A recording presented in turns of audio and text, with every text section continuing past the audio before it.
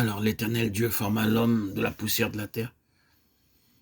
Il fit pénétrer dans ses narines un souffle de vie, et l'homme devint une âme vivante. Genèse 2,7. En revenant à ce qui nous est dit dans Genèse 2,7 au sujet de la constitution de l'homme, nous aimerions rappeler ce qui a été dit au sujet de la progression dans la révélation.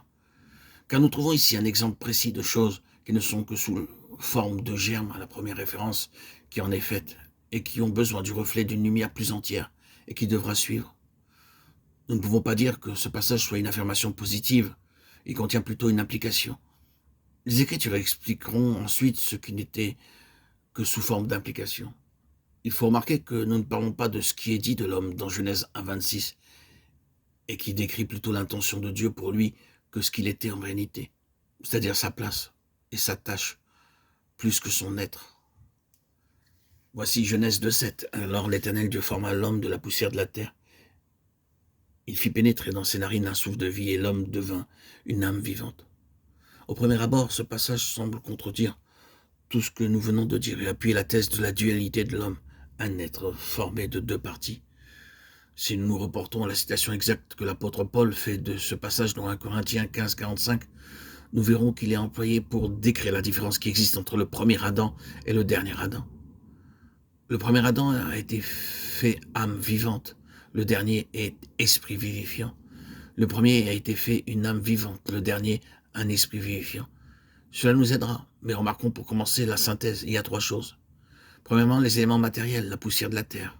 Deuxièmement, le facteur formateur, le souffle de vie. Et troisièmement, le résultat final. L'homme devint une âme vivante. Il n'est pas nécessaire ici de toucher au premier point. La plupart des hommes acceptent le côté matériel de l'être humain. Adam, de Adama, signifie de la terre. Pour traduction littérale hébraïque, ce mot renferme aussi un élément de couleur. Adam, Adom, terre rouge. Le second point nous amène immédiatement à notre objet présent. Nous avons ici deux côtés ou deux aspects. Premièrement, l'Éternel Dieu et deuxièmement, le souffle de vie. Celui qui agit et les moyens qu'il emploie. Il ne faut donc pas confondre création et émanation. Lorsque la partie animale de l'homme est en vue, il ne nous est rien dit qui supporterait l'idée qu'il y aurait une unité de nature entre ce qui a été créé et le Créateur. Mais lorsque nous considérons cette partie de l'être humain dans laquelle il est à l'image et à la ressemblance de Dieu, nous avons une nature plus haute et celle-ci est communiquée et non créée. La méthode est différente. L'esprit de l'homme n'est pas un acte de création.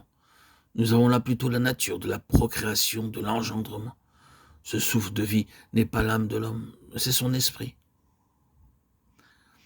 Ce n'est pas simplement un élément abstrait, simplement initiateur qui marque la différence entre l'homme, organisme vivant, et la matière inanimée, mais quelque chose qui venant de Dieu, et qui est un organe ou une faculté aussi bien qu'une fonction. Selon l'enseignement général des Écritures, nous comprenons que ce fut le Saint-Esprit, l'esprit de vie, qui souffla dans l'homme, et par ce souffle fit de lui non seulement un être animé, mais en lui non seulement le corps-âme, la vie psychophysiologique, mais forma le lien avec Dieu pour l'accomplissement des desseins suprêmes de Dieu.